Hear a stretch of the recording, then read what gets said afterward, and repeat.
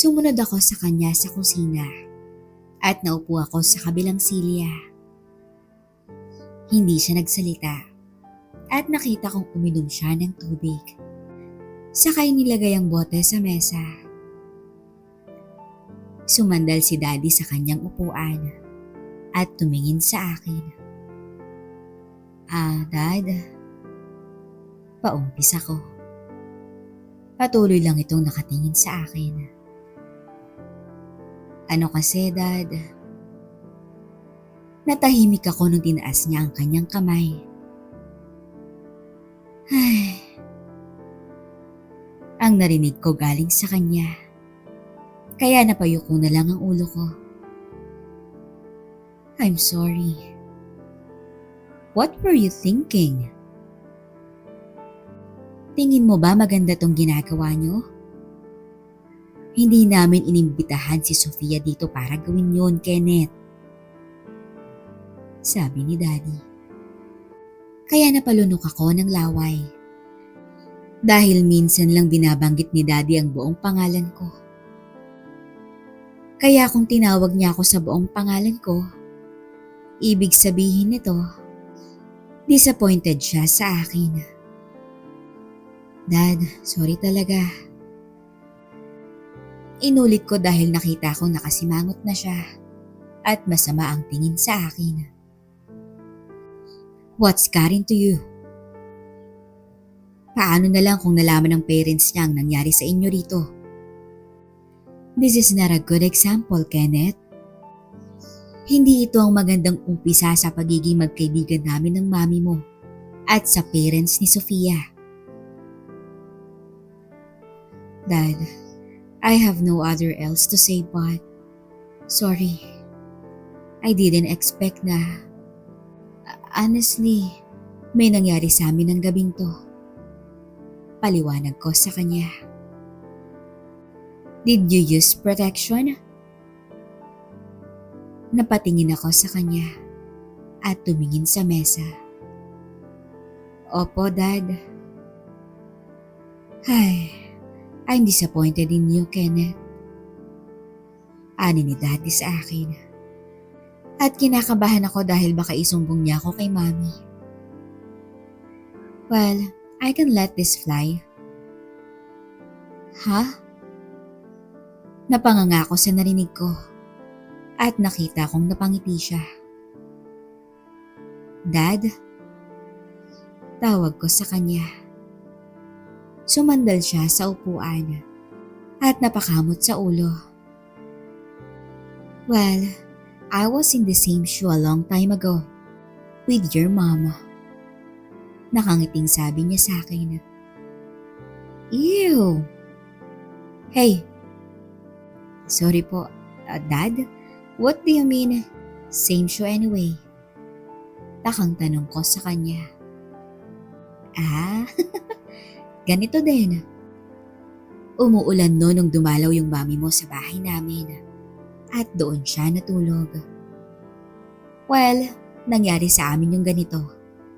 At nahuli ako ni Papa nung lumabas ako ng kwarto pagkatapos namin. Napatigil si Daddy na parang nahiya siya.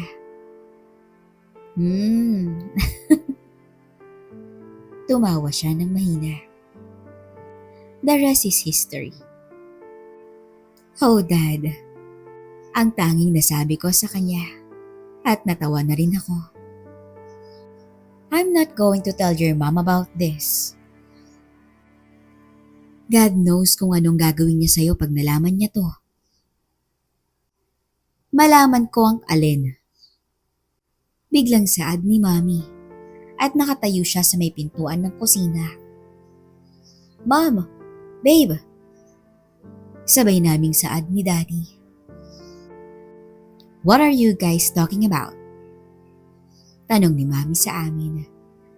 Kaya nagsimula na naman akong kabahan at pinagpapawisan na ang aking mga kamay. Si Daddy naman ay napatayo at nagulat sa pagsulpot ni Mami sa kusina. Babe, why are you up so early?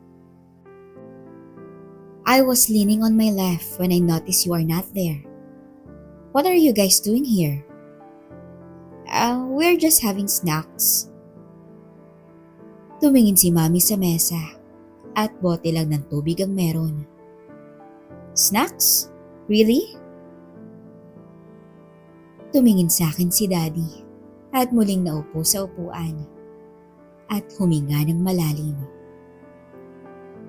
I'm sorry, Third. At tumingin siya kay Mommy. Babe, there is something you need to know. But first, do you remember what I mentioned earlier before we went to bed? Tanong niya kay Mommy. At napaisip naman sandali si Mommy. At nanlaki ang kanyang mga mata nung maalala niya ang sinabi ni Daddy sa kanya kanina. Babe, come on, stop! Saad ni Daddy nung pinigilan niya si Mommy. Don't stop me.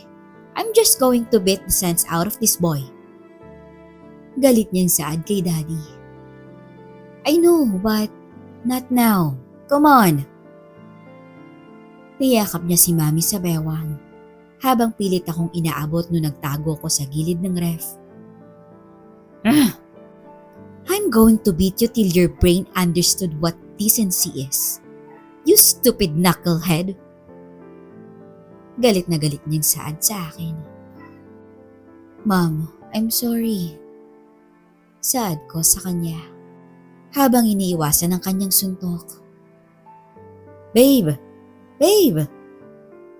Sigaw ni Daddy. Kaya naman napatigil si Mommy at nilingon si Daddy. Enough! You can't bring back what's already happened. Kaya tumigil siya sa pagpupumiglas at hinila siya ni Daddy paupo sa silya. Ken, sit down. Utos ni Daddy sa akin.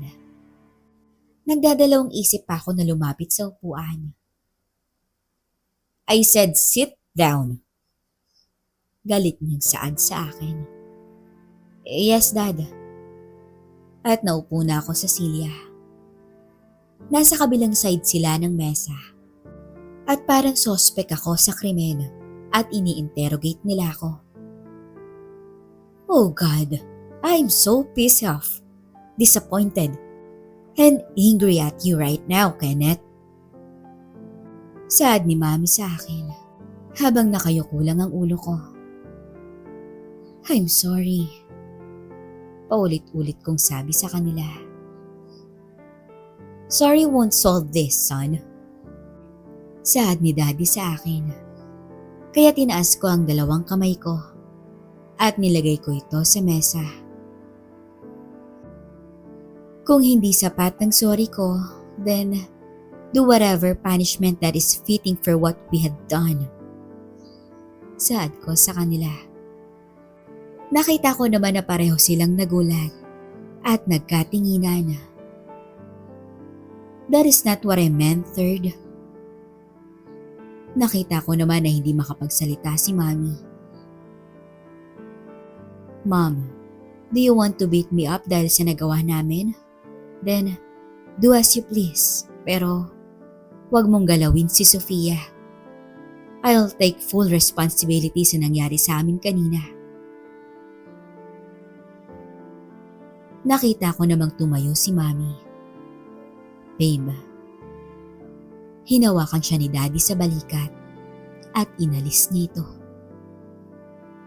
He asked for it. Saad niya kay Daddy. Kaya napailing na lang ito at hinayaan na lumapit sa akin si Mommy.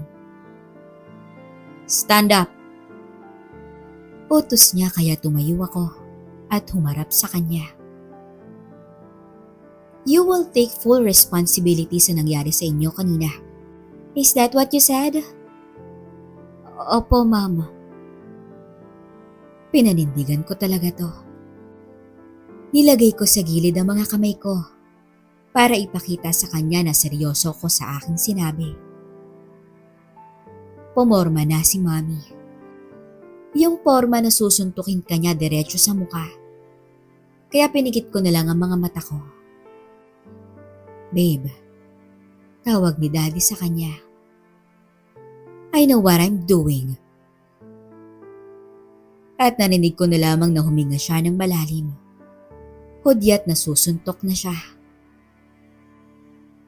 Nanginginig na ako nun sa takot. Nang biglang lumagpas sa mukha ko ang kamao niya. Kaya napatingin ako sa kanya. At nakita kong naluluha ito. Ma'am. Bigla niya akong niyakap. Naalala ko ang sinabi ni Daddy sa akin noon. 11 anyos pa lang ako noon nung nabasag ko ang flower vase ni Mami sa sala. Nung naglalaro ako ng bola. Tahan na anak. Ganun lang talaga ang mami mo. Pinagalitan ka dahil may nagawa kang kasalanan. Paliwanag ni Daddy sa akin. Pero patuloy pa rin ako sa pag-iyak dahil sa takot. Tahan na. Pagpapakalma ni Daddy sa akin at binuhat niya na ako. Kahit ganun ang mami mo, love na love ka pa rin noon. Talaga, Dad? Oo naman. Kahit ganun kagalit ng mami mo, pagmamahal pa rin niya sa iyo ang mangingibabaw. Tignan mo mamaya, okay na yun. Saad ni Daddy. At tama nga siya. I can't. I love you so much that it will hurt me more if I hurt you. Saad ni Mami sa akin. At napapansin ko sa boses niya na naiiyak na siya. You did a stupid thing, Third. Saad ni Daddy sa akin nung lumapit siya sa amin ni Mami. At tumayo to sa likod ko. At niyakap niya kami pareho. Dad, tumingin sa akin si Mami. Nakita kong naluluha siya. Did you use protection? Tanong niya sa akin. At tumango ako. Good. At least you are not being stupid. Bumitaw sa pagyakap sa amin si Daddy. Pati na rin si Mami sa akin. No. We will let this slide. Saad ni Mami sa akin. Mom, Dad, I'm sorry. This won't. Hindi ko na natapos ang sinabi ko dahil sinuntok na ako ni Mami sa braso. Aray, ang tanging nasabi ko. Nung maramdaman kong parang nagnam ang braso ko sa sakit. Stupid knucklehead. Saad ni Mami. At tumawa lang si Daddy. Son, don't make promises you can't keep. Saad ni Daddy sa akin. At napahimas ako sa braso ko. This is all your fault. Saad ni Mami kay Daddy. What do you mean my fault? Tanong ni Daddy sa kanya. You are the father. This is one of your duties to keep his doing inside his pants. Saad ni Mami. Napabuntong hininga na lamang si Daddy at hindi na siya nakipag-argue pa kay Mami. Pagkatapos kaming sermonan ni Daddy sa kusina, ay pinapasok na nila ako sa kwarto ko. Go to sleep. Saad ni Daddy sa akin. Wait. Pigil naman ni Mami. Yes, Mom? Did you guys... You mean, sa kama ni Francine? No. Sagot ko. I'm going to throw her beddings later. Saad ni Mami. Bago pa yun ah. I'm not going to let my baby sleep on their mess. Inis na sabi ni Mami. And don't think you are free just because I hug you, Kenneth. Saad ni Mami. Kaya napalunok ako ng laway. Ay, let the boy go. No! Saad ni Mami. Kaya napayuko na lamang si Daddy at binuhat sa balikat si Mami. Babe! Kenneth, put me down! No! Saad naman ni Daddy. At kiniliti niya ito sa tagiliran. Babe, stop it! Saad ni Mami sa kanya. Sinasampal-sampal siya nito sa dibdib. No, go to your room, son. Saad ni Daddy sa akin. Kaya naglakad na ako papunta sa kwarto ko. At nung nilingon ko sila, nakita kong dinala ni Daddy si Mami papunta sa swimming pool. Babe! Patuloy na sigaw ni Mami. No! At naririnig ko sa malayo ang tawa nilang dalawa. At napailing na lang ako sa mga magulang ko. Tumingin muna ako sa pintuan ng kwarto ni Francina bago ako pumasok sa kwarto ko. Dahil baka nagising si Sofia at narinig kami. Ginising ako ni Francina at nakita kong mag-alas 8 na pala ng umaga. Nasa kusina na si Ate Sofia. Kaya naman agad na akong bumangon at nag-ayos ng sarili bago ako lumabas ng kwarto. Saka pumunta ng kusina. Nakaupo na si Sofia sa upuan niya habang umiinom to ng hot chocolate. Good morning, bati ko sa kanya. Good morning, bati rin niya sa akin. Anak, umupo ka na. Saad ni Daddy. Kaya naman umupo ako sa tabi ni Sofia. Naghain ng pagkain si Mami at kumain na kaming 5. Panay ang tingin sa amin ni Sofia. Ang sarap po nito, tita. Thanks, special talaga yan. Saad ni Mami sa kanya at muling tumingin sa akin. Nanginig ako bigla na parang may malamig na hanging dumaan sa likuran ko dahil sa mga tingin niya sa akin. Ako na po ang maghahatid kay Sofia sa kanila, Daddy. Present ako. No, tayo ang maghahatid sa kanya. Sagot naman ni Daddy. Tayo ang sumundo sa kanya, kaya tayo ang maghahatid sa kanya mamaya. Okay lang ba sa'yo, Iha? Okay lang po, Tito Kenneth. Salamat po. Francina, maghanda ka na after breakfast ha. Sasama tayo. Saad ni Mami. Alright, Mom. Pagkatapos naming mag-almusal, napatingin ako kina Mami at Daddy nung naglakad palabas ng dining room si Sofia. Paika-ika kasi siyang naglakad. Kaya binatukan ako ni Mami nang dumaan siya sa likuran ko. Mom, tawag ko sa kanya. Lumingon siya sa akin at tinuro ako. Hayaan mo na ang Mami mo, anak. Saad ni Daddy at inakbayan ako. Magbihis ka na, iyahatid na natin si Sofia sa kanila. Sige po, Dad. At pumunta na ako ng kwarto ko. Naghilamos ako sa banyo at nagpalit ng damit.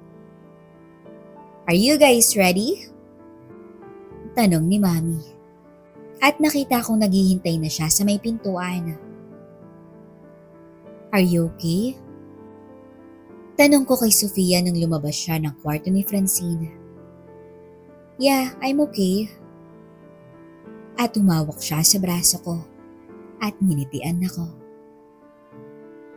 Sumakay na kami ng elevator. At yung van na ang dinala namin. 4 nga pala ang sasakyan namin. Yung BMW X5 ni Mami na dinadala nila sa office. Yung Jeep Ladero ni Daddy. Itong Toyota Sienna at si Pinky. Sa likod kaming dalawa ni Sofia na upo, habang si Francine naman ay nasa likod ni Daddy. Babe, daan muna tayo ng store. Bibili tayo ng ireregalo natin sa parents na Sofia. Saad ni Mami. Sige, sa SM na lang tayo. Para marami-rami ang mapipilian natin. Suggestion ni Daddy. Tama, Sofia? Yes po, tita.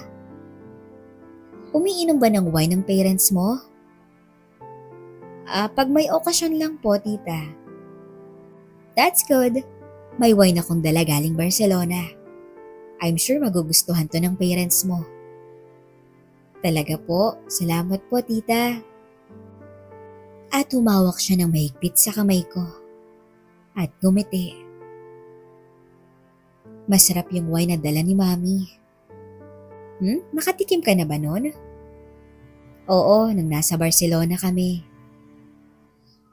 Okay lang sa parents mo na uminom ka? Takang tanong niya.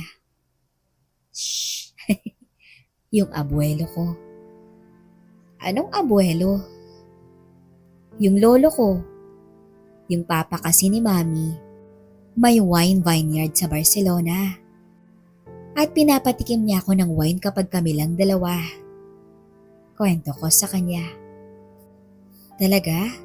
Sobrang yaman niyo pala, Ken. Natawa na lang si Mami. Believe me, Sofia, when I say we are not rich. Naririnig pala kami ni Mami.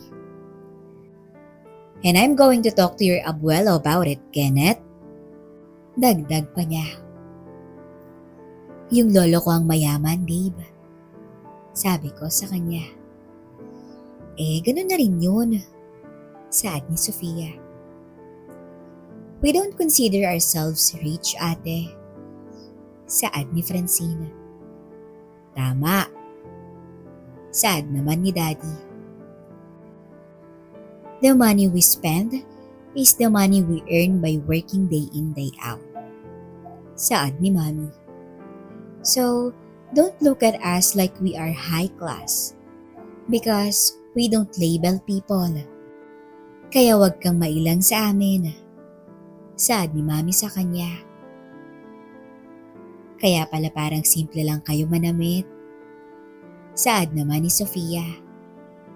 At lahat kami napangiti sa kanya. Hindi naman pera ang sukatan ng pagkatao, iha.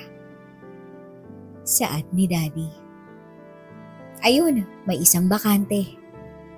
Turo ni Mami nung nasa loob na kami ng parking lot ng SM City. Gumala kami sa mall at parang normal lang na pamilya. Tumitingin-tingin rin sa mga nakadisplay sa bintana. Dad, pupunta lang kami ni Sofia doon. Sige, pero bumalik kayo agad kasi balak namin ng mami mo na mag-lunch sa kanila. Sige po, Dad. Tara, babe. Nahihirapan pa ng konti maglakad si Sofia. Pero hindi siya nagpapahalata. Pumasok kami sa isang outlet store ng mga babae dahil gustong bumili ng pampalit ng damit si Sofia. Isusukat ko lang to. Paalam niya at pumasok na siya sa loob ng fitting room habang nakaupo naman ako sa upuan. Maya-maya ay may napansin akong mama na nakatingin sa akin. At nung tinignan ko siya, umiwas na lang siya at bigla tong umalis. Loko yun Ani ko sa aking sarili. Babe, tawag ni Sofia sa akin. Yeah? Maganda ba? At ipinakita niya sa akin ang damit na napili niya. Wow, ang ganda mo. Bibilhin ko to. Wala ka na bang ibang susukatin? Tanong ko sa kanya. Sabi mo, maganda ako rito, right? Oo. So, eto na ang bibilhin ko. Nakangiting sad niya. At kinuha na ang damit na suot niya kanina sa loob. At niyaya na akong pumunta sa cashier. Ako na, sabi ko sa kanya. At binigay ko sa cashier ang card ko. No, ako na, saad niya. Ako ang boyfriend, kaya ako ang magbabayad. Sabi ko sa kanya. At napansin namin na nakatingin na sa amin ang cashier. Sige na po, miss. I-process niyo na po yan. Ani ko sa cashier. At nakangiti siyang nakatingin sa amin. Thank you po, sir, ma'am, and thank you for shopping. Nang matapos akong magbayad.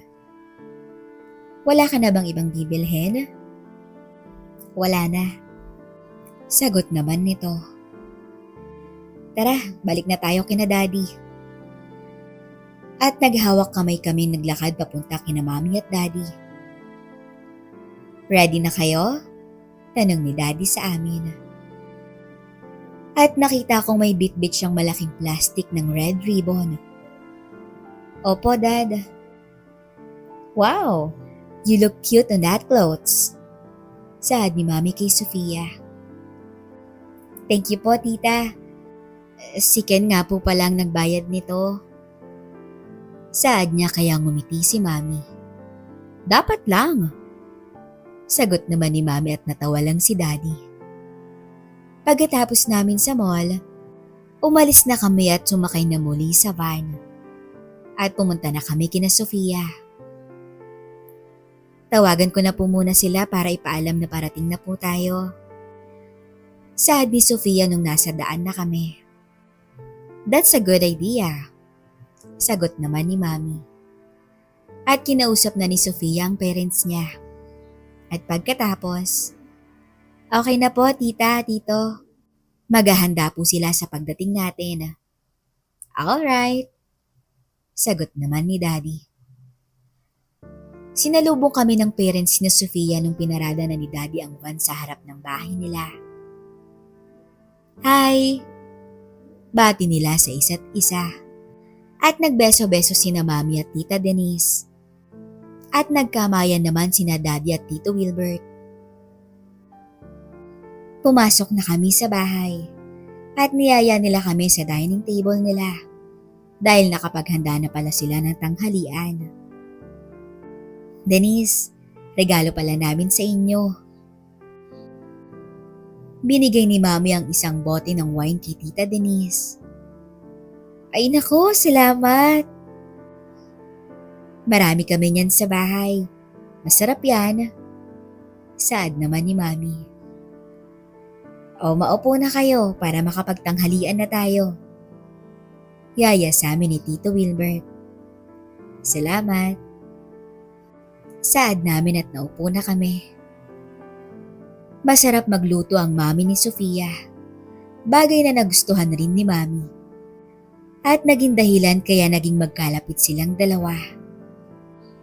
Sina Daddy at Tito Wilbert naman ay nagkukwentuhan tungkol sa kotse.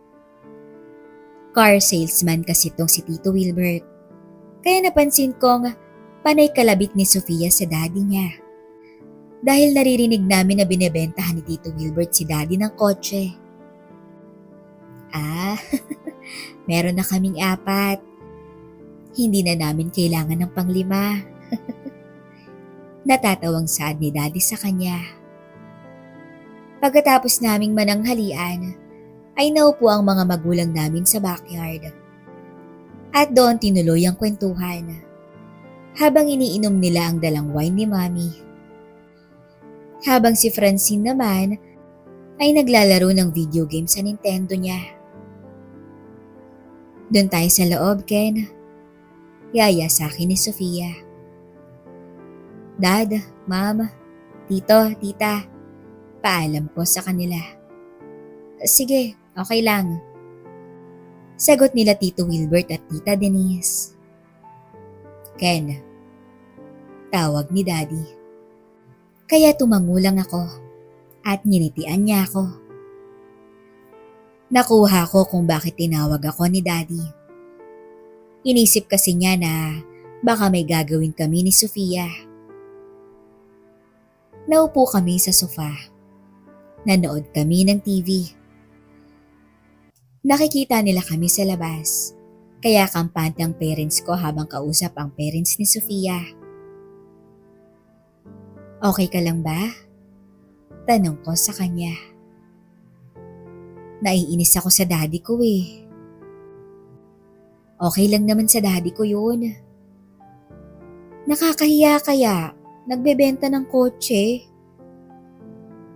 Nahihiya ka sa trabaho ng daddy mo? Hindi. Nahihiya ako dahil dito pa sa bahay binebentahan ng daddy mo. Saad niya kaya natawa lang ako. Huwag ka mag-alala. Hindi naman bibili si daddy kung walang permiso galing kay mami. Sabi ko sa kanya na natawa si Sofia. Pero naiinis pa rin siya. Kaya hinimas ko ang kanyang kamay. Masakit pa ba? Mahinang tanong ko. Medyo. Pag kinapa ko medyo mahapdi pa. Sorry babe ha. Hindi. Nagustuhan ko rin naman eh. Nakangiting saad niya. Tumingin ako sa mga magulang namin at nakita ko nagtatawanan sila sa labas. Babe, napatingin siya sa akin. At tumingin siya sa mga magulang namin at muling tumingin sa akin. Tara, mahinang saad nito. Nauna siyang tumayo at hinila ako patayo sa sofa. At sumunod ako sa kanya papunta sa kanyang kwarto. Napansin ko si Ken nung hinila siya ni Sofia papunta sa hallway nila. Babe, are you okay? Tanong ni Cello sa akin. Yeah, I'm okay. Sagot ko sa kanya. Need more wine, Kenneth? Tanong ni Wilbert sa akin. Kaya ngumiti lang ako at tinaas ko ang baso ko. Sinalinan niya ito ng wine. Hopefully, walang gagawin ng dalawa. Kundi, mabubugbog na talaga siya ni Cello. Ani ko sa aking sarili habang nag-aalala kay Ken.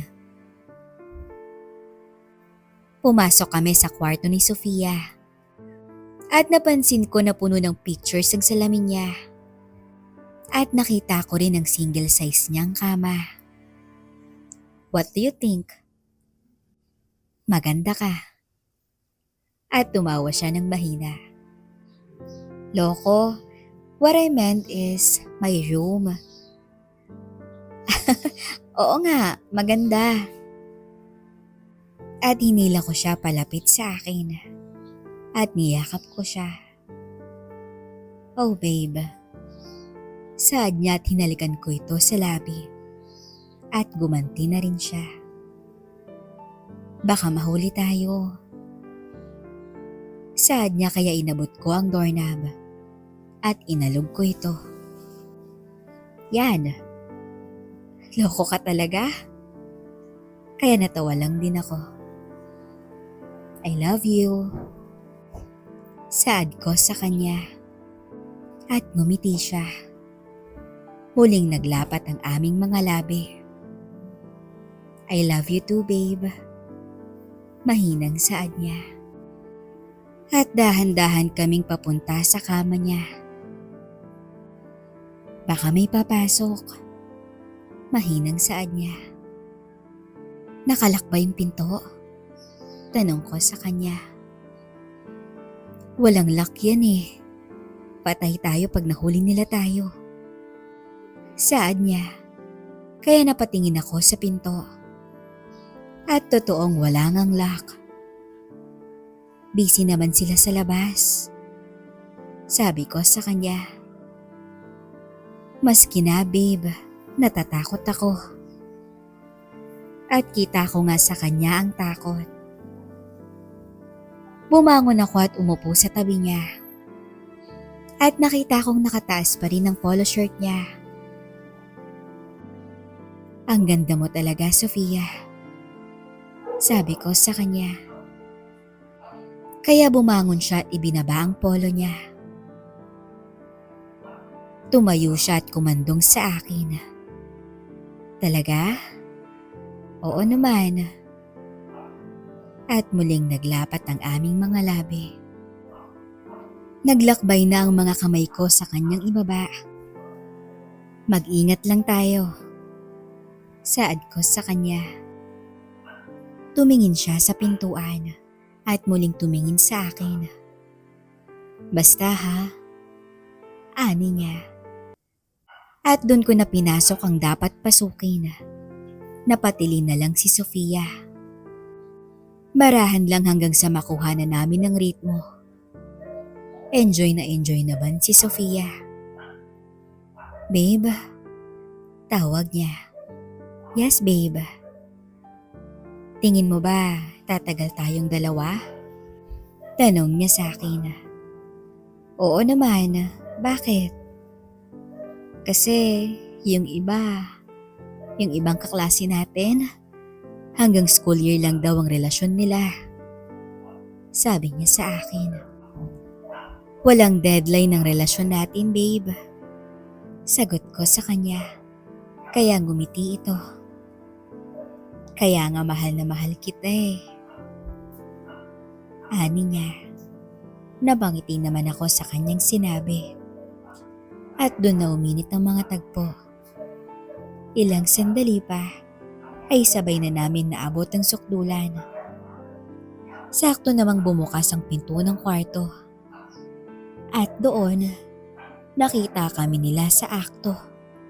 At ang buong katauhan namin ni Sofia. Kenneth! Sigaw ni Mami. Sofia! Sigaw naman ng mami niya. Napamura na lang kaming dalawa ni Sofia.